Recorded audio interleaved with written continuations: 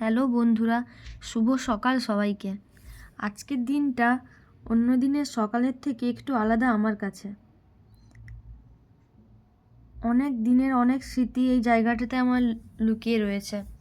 অনেক বছর ধরে আমি এখানে কাজে যুক্ত ছিলাম, কিন্তু ঠিক আগের বছর এই দিনেই আমি ওখান থেকে ছেড়ে চলে এসেছি কিছু কারণের জন্য।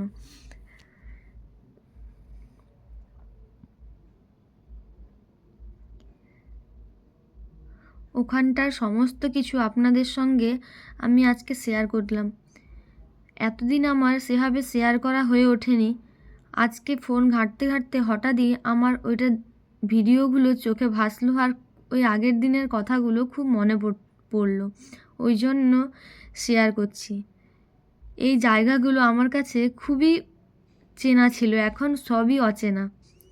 ওখানকার সবার সঙ্গে সেই সকাল থেকে সন্ধে পর্যন্ত জার্নিটা খুব মজারই ছিল। অনেক মজার স্মৃতি ওখানে লুকিয়ে রয়েছে।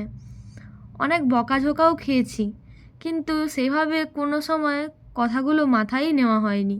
ঠিক দেখতে দেখতে 5 বছর ওখানে আমি কাটিয়ে দিয়েছি, কিন্তু ওই দিনের সকালের যাওয়াটা আমার কাছে শেষ যাওয়া ছিল ওখানে।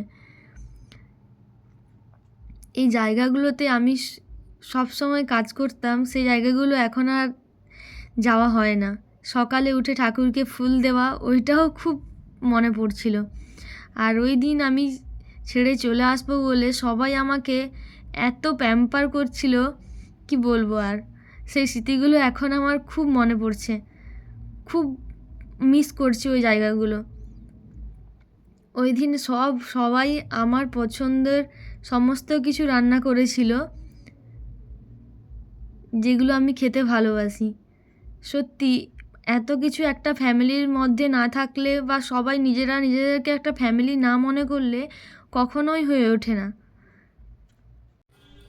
আপনারা কি ভাবছেন অন্য কিছু কারণে আমি ওখানে কাজ ছেড়ে দিয়েছিলাম?